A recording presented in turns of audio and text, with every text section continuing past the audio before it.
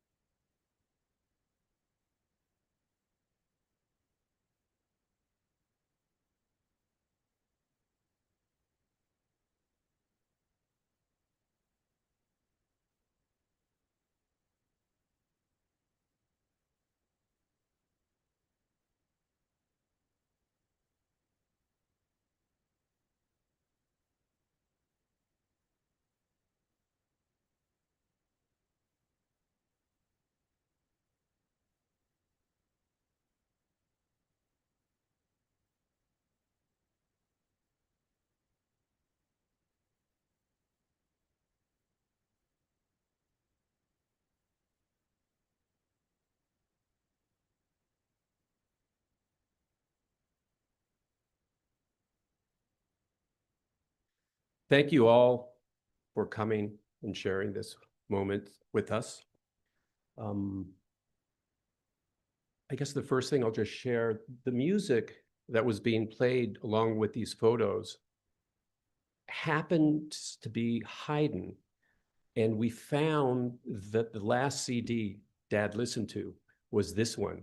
And we thought that that might be an appropriate way to proceed. So that's why you have it. I'd like to introduce my sister and my brother. Come on, just stand next to me for a sec. Again, we appreciate your being here. I'm going to start with a reading from Pirkei Avot. Who is wise? One who learns from everyone. Bernie lived that teaching fully. As a psychologist, he studied others not to judge, but to understand. And as a teacher, he taught others not just to learn, but to question.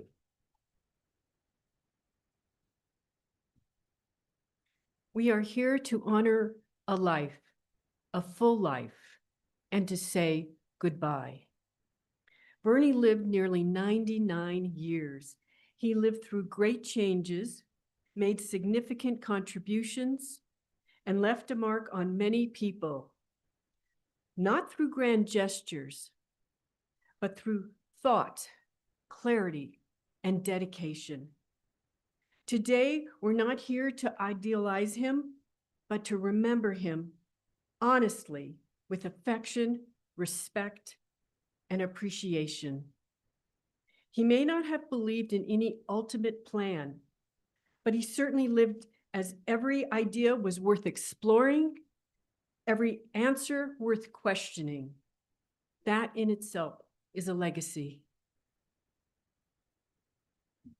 Let us have a moment of silence to reflect and to center ourselves in memory and in love.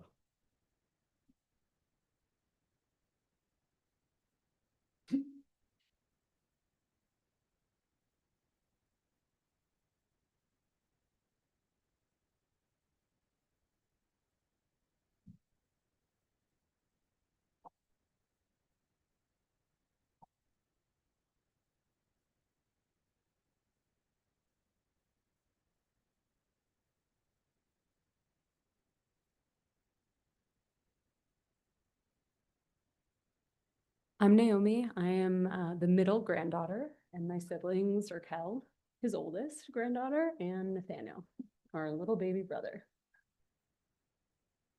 Psalm 121.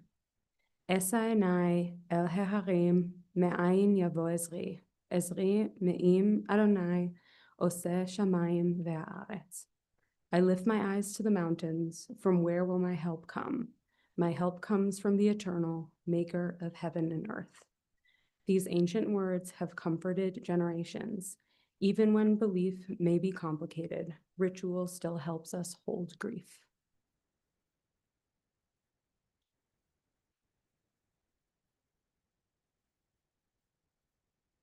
אל מעלה רחמים שוכן במרומים, חמצה מנוחה נכונה על כנפי שכינה במעלת קדושים וטהורים כזור הרקיעה, מצהירים את נשמת באר בן אליהו, שהלך לעולמו בגן עדן, תהיה מנוחתו. אנא בעל הרחמים, יסתירהו בסתר כנפיו לעולמים, ויצרור בצרור חככים את נשמתו. אדוני, הוא נחלתו, וינוח את משכבו בשלום, ונאמר Amen. God, who is full of mercy and dwells on high, provide a true rest on the wings of the divine presence amongst the holy and pure ones who shine as brightly as the brilliance of the sky to the soul of Bernard, the son of Elias, who has gone on to his eternity. The Garden of Eden will be his resting place. We beseech the merciful one to shade him forever with divine wings and to bind his soul up in the bonds of life. The Lord is their heritage, and he shall rest peacefully on her bed. And let us say, Amen.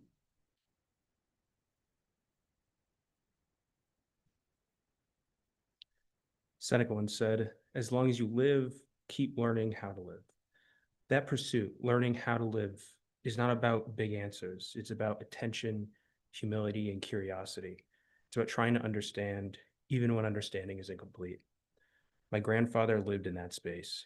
He wasn't a man of pretense. He didn't pretend to have the warmest words or the easiest path, but he kept learning, not to prove anything, but because he needed to, because learning helped the world make more sense. And in that way, he quietly taught others to think, to question, to investigate what lies beneath the surface in life, in thought, and in ourselves. We'll now hear a eulogy from Joan.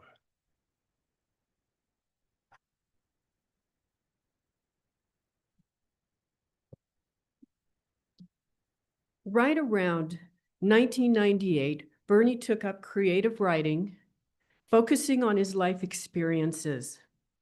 Here he expressed his intellectualized emotions through humor and sometimes hostility. Some of these stories were about his childhood delights of trains, challenges in the Army as a medic, and the joy of meeting Ellen and asking her father for her hand. Several essays focused on a reoccurring theme of books and time. One piece starts with Andrew Marvell's 17th century Carpe Diem poem stating, "Had we but world enough and time." Bernie wrote that to misuse time is to injure oneself. A cartoon on his desk is that of an image of a clock with the hands in the form of sprinting legs. He had an ever-present obsession and compulsion, compulsive readiness and compulsion. He was compulsive, so that he never was unprepared for that moment of free time. Thus, the dread of queuing up was met with a smile and a book. The basement in our home had floor-to-ceiling bookcases, not only lining the walls, but back to back, outlining offices and rooms. The books were stacked 2 layers thick on each shelf. Ellen told a story at Bernie's retirement at the DU Library Association that at age 12, both Bernie and his young brother were given a quarter. And while the brother bought some candy, Bernie purchased a book. His brother said, "What? Another book? You already got a book."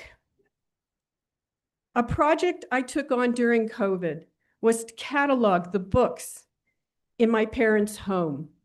And what fun it was to see Bernie gracefully pick up each book and blow off the dust and share the reason for having the book.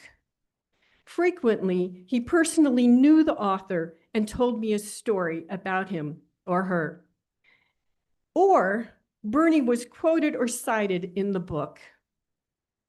Bernie loved opera, and it is a passion of mine too.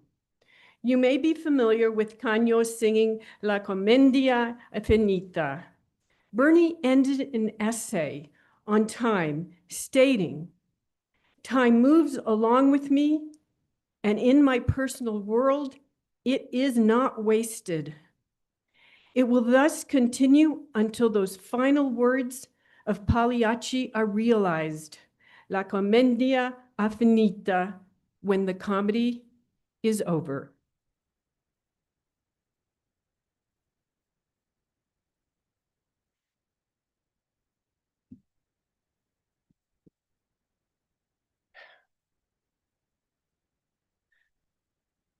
We are here to acknowledge a long life lived well.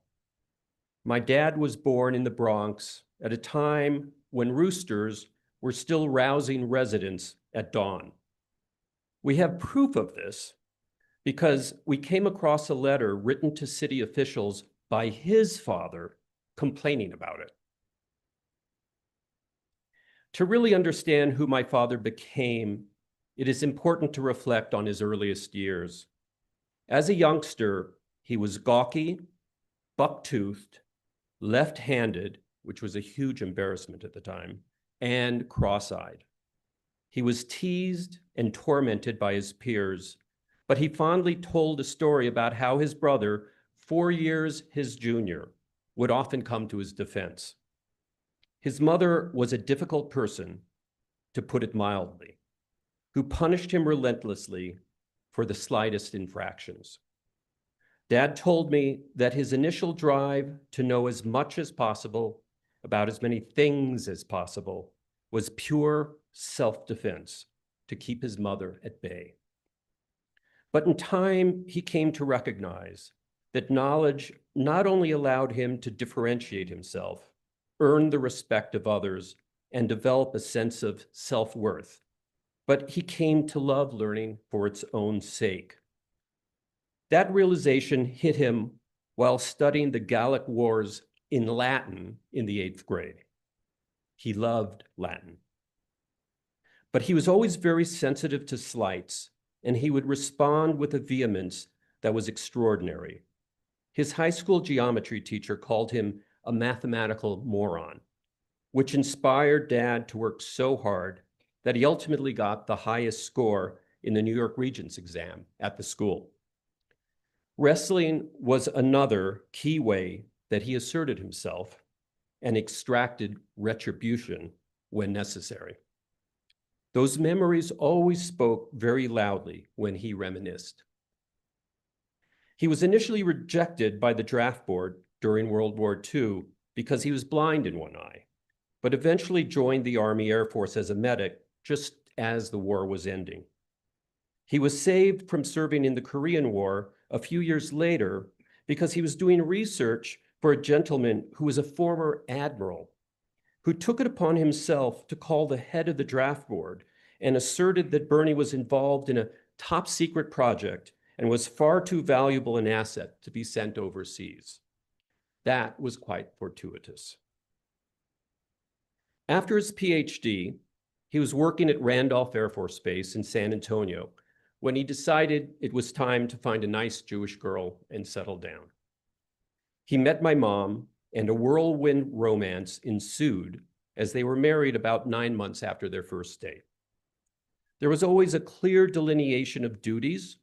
My dad worked, and my mom was in charge of everything else, especially the finances. Now, this was a lucky thing because the one time he was appointed as chair of the psych department, it ran out of money midway through the year. But that arrangement, while somewhat typical for the time, also had drawbacks for us kids. I remember as a young adult taking a psychodrama class at Denver Free University with about 15 other strangers. Now, this is a therapeutic approach that uses dramatic role-playing to explore and process personal experiences and conflicts. In my exercise, I worked through how disengaged I had always found my father while I was growing up. When class was over, I was approached by a woman who turned out to be a secretary in the psych department. She told me that he was the most passionate professor she had ever had the pleasure to work with. It was an incredibly enlightening moment for me, for while his intellectual and professional energy was nearly boundless, he tread very cautiously when it came to his emotions and was ill at ease in most non-professional relationships.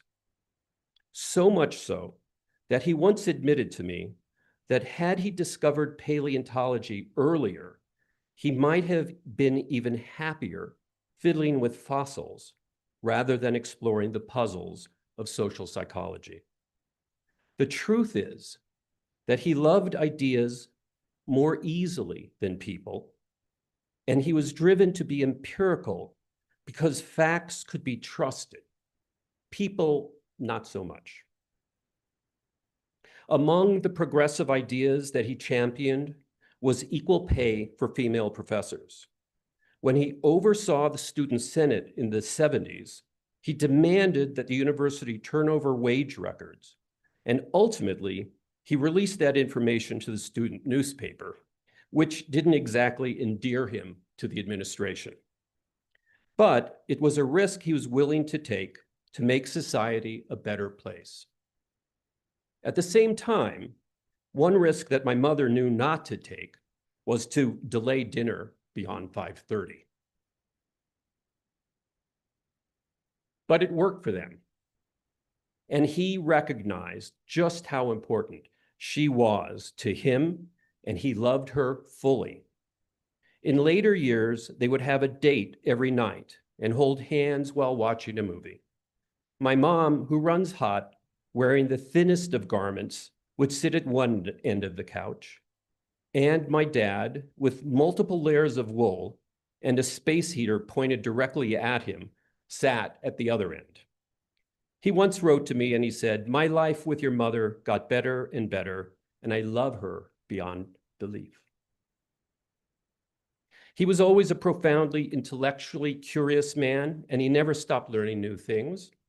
Over the years, while teaching a full load, he took 22 courses ranging from vector analysis and topology to molecular biology and astrophysics. He was a brilliant man. But all of us are lucky that fossils became simply his avocation. I think Maslow would agree that Bernie was able to self-actualize in his role as a professor. Imparting knowledge was a safe way for him to engage with others without becoming vulnerable. He took his role as a mentor so seriously, and he had a profound impact on so many. It is really incredible how many individuals credit him with changing the direction of their lives. My daughter, Naomi, is a clinical psychologist here in Denver. And she was recalling how Dad was downright antagonistic when she chose that path because he fundamentally believed that that form of exploration was foolish. The other day, she and I came across a book in his office called The Psychic Life of Insects. And it made us howl with laughter. It was so Bernie to be fascinated by the behavior of arthropods, yet deny the urgency to explore our own personal world.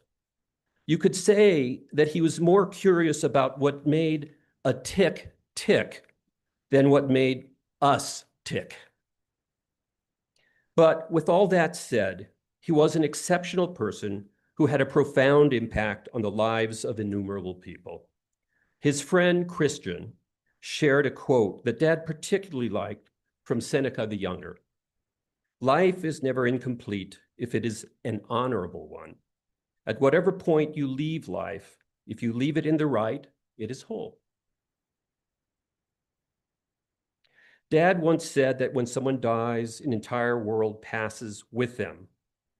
This was Bernie's world, and we were lucky to be carried along in the wake of his presence.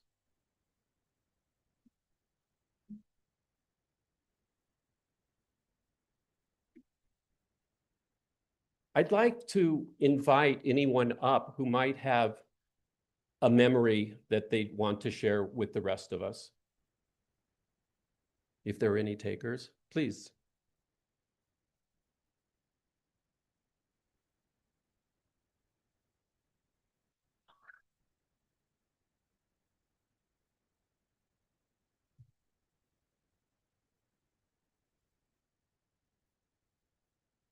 Hello, my name's Christian Turner. It's a good friend of Bernie's, and we met by unusual circumstances through our fossil club, the Western Interior Paleontological Society.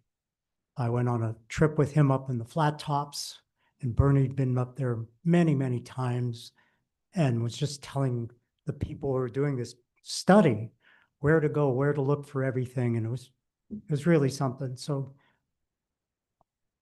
going a little onward from that, as Bernie's driving got worse, he would ask me if he could come to my place, drive over to my place, and I would drive him to the WIPS meetings. So we did that for a number of years. And during some of those rides, we discovered that we shared a lot of political and intellectual ideas and feelings and values, and our friendship got a lot deeper because of that. I have two stories I wanted to tell you. One, this is from my friend Karen Hauk, who was a good friend of Bernie's also. Karen and Martin Lockley, who's one of the world's eminent paleontologists in terms of tracking, paleo tracking of animals, who recently died. He and Bernie wrote their last books together about their mutual friend, Carl Hirsch. And Joan and I helped a little bit on that. But anyway, Martin and Karen were out in the field in 1984. And Karen actually was able to tell me this last night. She got Martin's field notes out and found this. July 23rd, 1984. There's a little town about halfway between Vail and Steamboat. It's called McCoy. And anybody that's into Colorado geology knows it's a fossil hotspot, but anybody else would just blink their eyes going through on that highway and not even know it's there. It's just this little range town where real live cowboys live and real folks. And they were up behind the McCoy Cemetery, up on a ridge at 6,880 feet behind George's place. And they're working this fossil locality. It's full of trilobites. No, I'm sorry. It's full of crinoids. I've got a trilobite on. And there's, this is in the middle of nowhere, essentially. And off in the distance, they see somebody walking. And they thought, what's going on here? Are we on the wrong land? Is somebody coming here to tell us that we're in the wrong spot or yell at us? And somebody gets closer and closer and closer. And it's Bernie. They didn't know Bernie from anyone. WIPS had not been founded yet. It was going to be a month later, and Bernie missed the first meeting. I don't think he was a charter member. He came to the second meeting of WIPS, and that was founded at the Denver Gem and Mineral Show. But anyway, they had a real nice talk with him, and Martin had in his notes, met Bernie Spilka, knows Carl Hirsch. And at that point, they were all mutual friends. And it was just typical of Bernie to be out in the middle of nowhere, just tramping the backwoods looking for fossils. He knew where he was and he knew what he was looking for, but just for them to run in together like that.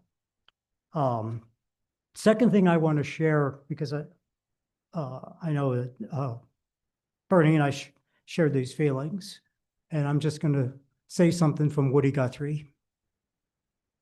This land is your land. This land is my land.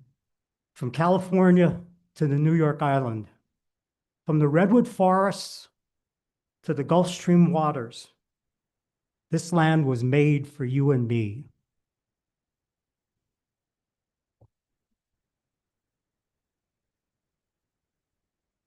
Is there anybody else who'd like to say anything? Please.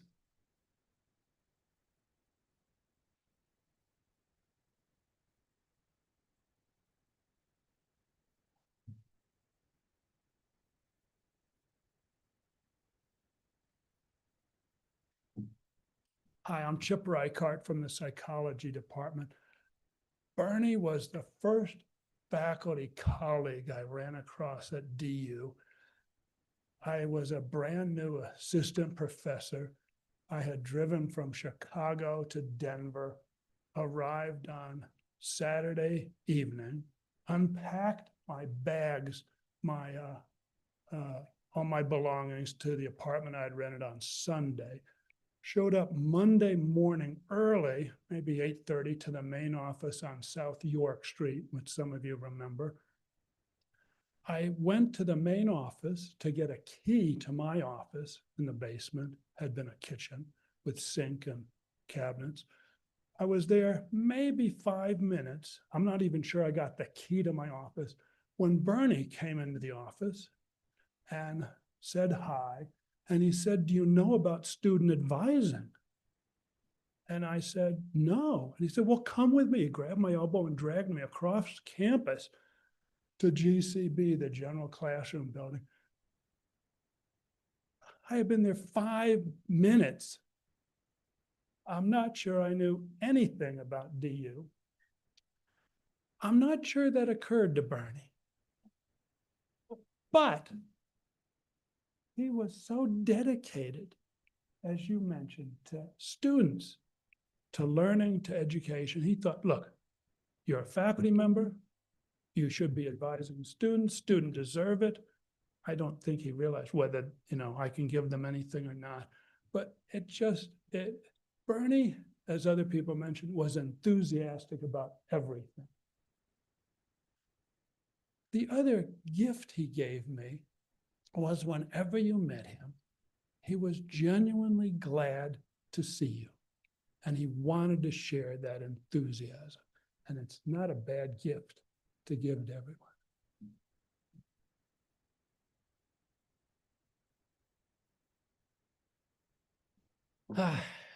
Yes, please.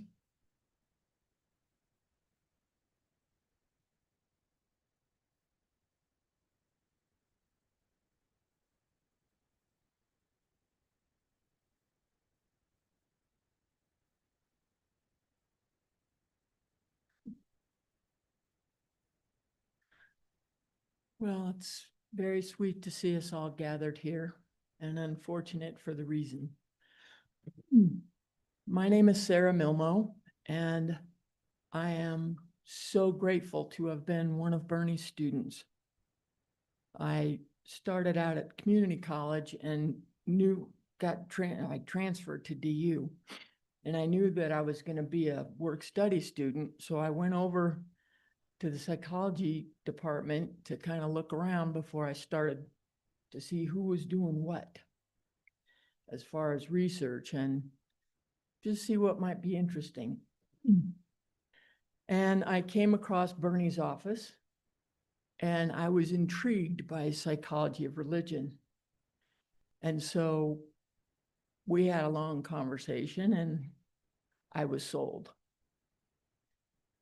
He was such a wonderful influence in my academic life. When I started working with him as a work study student, in the community college, I had one survey statistics class. And when I started working for Bernie, he gave me some layout of formulas for Unix and how to do correlations, and then gave me a stack of books and asked me to produce certain results and analysis. And before I knew it, I was doing, factor analysis, just having a stack of books and Bernie as a reference. And I would have never dreamed of that.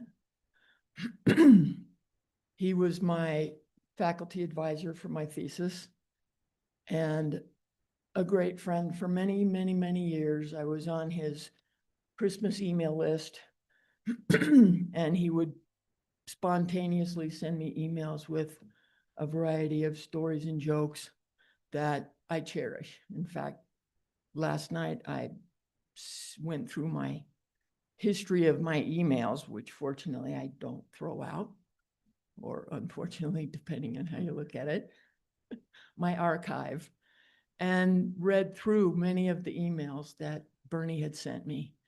And it was such a sweet recollection and brought him to life again and again.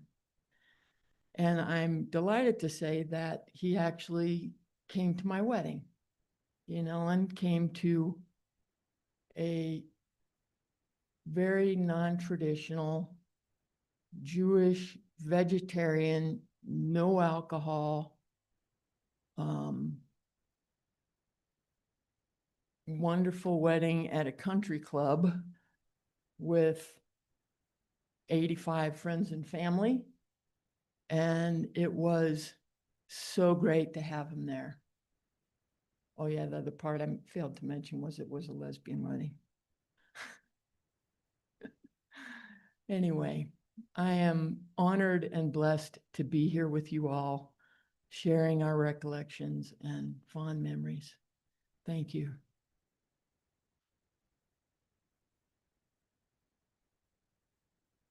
Anyone else? Okay. Please.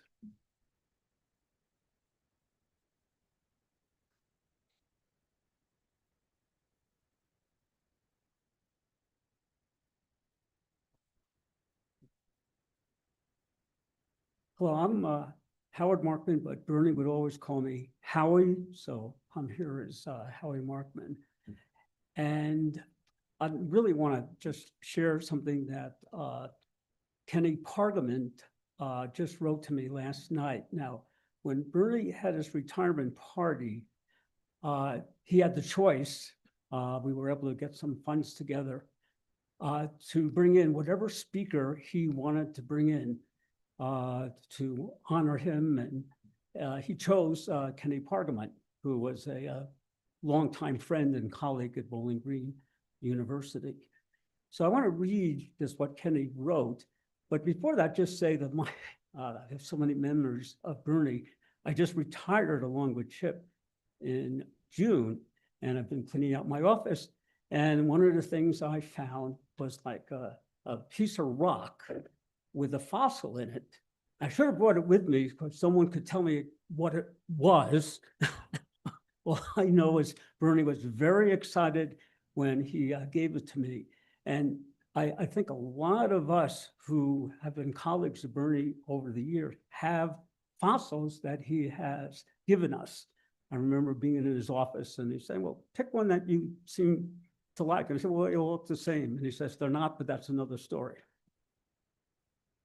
The other memory, and I think a lot of us remember this, I don't think Bernie really ever retired. He, as we're hearing, he just kept on exploring ideas, writing articles, revising his classic book on psychology of religion.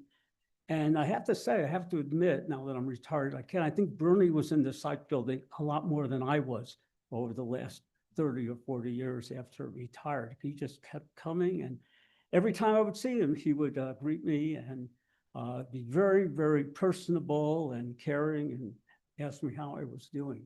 So I remember that part of the humanness and the kindness and caring of Bernie. So I'm going to just read you what Kenny wrote. Bernie Spilka was a force of nature. With his insatiable curiosity and appetite for learning, voracious intellect, and tireless commitment to theory and research, he became a pioneer and one of the founders of the modern psychology of religion. His work continues to shape the field today. What I will remember most about Bernie, though, was his tremendous kindness and generosity. I will always be grateful to him for welcoming me into the field when I was just starting out. His support, advice, and encouragement over many, many years helped to sustain me. I have particularly fond memories of my visits to his home with Ellen and tours of his basement library. Famous basement library. I don't know what you can do with all those books, but I hope that they're saved somewhere. There is actually a Bernie Spilka library in the psych building right now. So I'm not sure what's going to happen to that over the years. Anyway, Kenny writes that this library was so large, it would rival that of a small college. It sounds like that was true. Bernie exuded decency, warmth, and caring. Anyone fortunate enough to know him knew that they had been touched by a truly remarkable human being. And this is a word that I thought I would hear more of, but I think we all know that as Kenny wrote, Bernie was a mensch among mensch, which means a true human being, and he was. And Kenny writes, may his memory be a blessing. And I would say amen to that.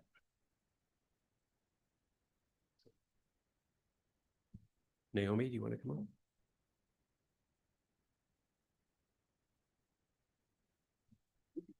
I'm Naomi, I'm the fool.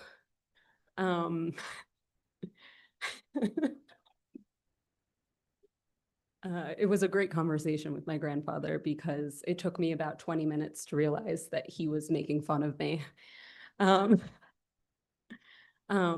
But in true Spilka fashion, processing my grandfather's dying, actually, because I got to be here.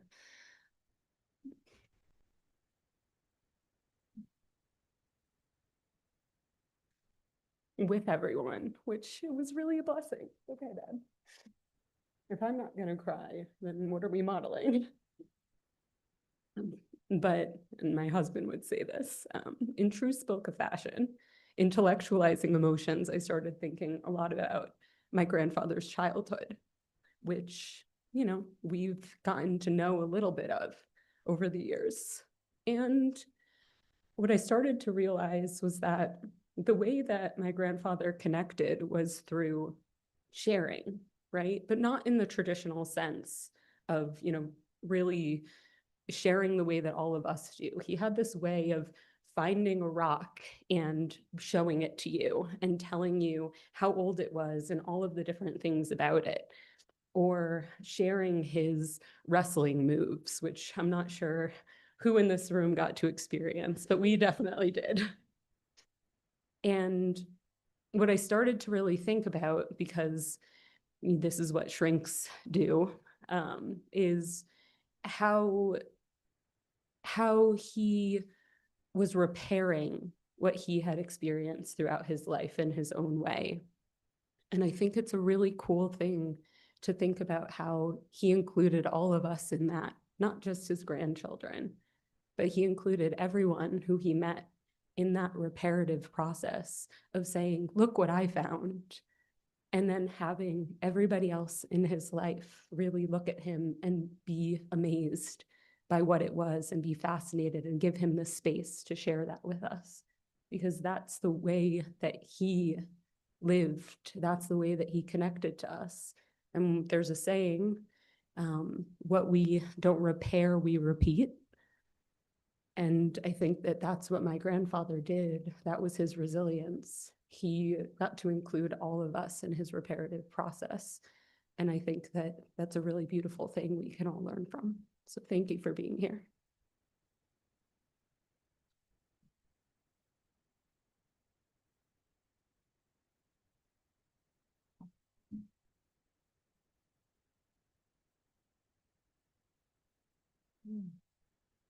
Oh, goodness. Thank you for sharing all of your memories with us. My name's Jenny. I'm Ed's wife, Bernie's daughter-in-law, and the incredibly lucky woman who married into this remarkable family. I just have a quick quote for you that I will try to get through. Bernie loved complexity, not sentiment so much. So it seems fitting to quote physicist Richard Feynman, who said, "I'd rather have questions that can't be answered than answers that can't be questioned." That was Bernie, a man who chased ideas, valued skepticism, yet somehow became a leader in a field about belief itself. Really was remarkable.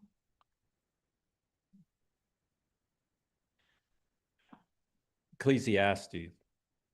To everything there is a season, a time to keep and a time to cast away, a time to stay silent and a time to speak. Bernie believed in facts over feelings, in questions over answers, and in justice over popularity. He lived fully in his season, and that was more than enough. Bernie lived with intention, intensity, and a deep desire to understand how the world works, even if it didn't always make sense. He was a complicated man, and we loved him for it. He shaped lives, asked hard questions, challenged assumptions, and held fast to what mattered to him. May his memory be for a blessing, and may we carry forward the part of him that still teaches us to question, to think, and to learn without fear. And may we go forward carrying a little of his mind, his questions, and his fierce honesty with us. We're going to proceed to the graveside, and we invite you all to join us, should you wish. Thank you so much.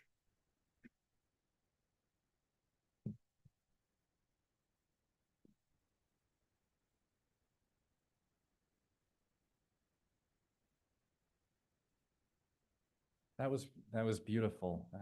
What a special soul. I think we're all going to leave a little more curious today, and what a blessing for that. As Ed mentioned, we will be traveling to Mount Nebo Cemetery. We will not be riding in a formal procession, so we ask that you follow traffic laws and safely meet us inside the gates at the cemetery. We do have a little handout that has information to help get you to the cemetery. The Shiva schedule is also listed there. So family will be receiving visitors today from 6 to 9, from 3 to 6, today 3 to 6, and tomorrow, Tuesday, 3 to 6. So please, if you have the time and the heart to do so, please spend some time with the family then. At this time, we're going to dismiss family to the family room here. We'll ask that you all remain seated. And then those of us that have been asked to be pallbearers, we'll have you gather by the back doors there and have you help us to the hearse. Once again, thank you all for being with us.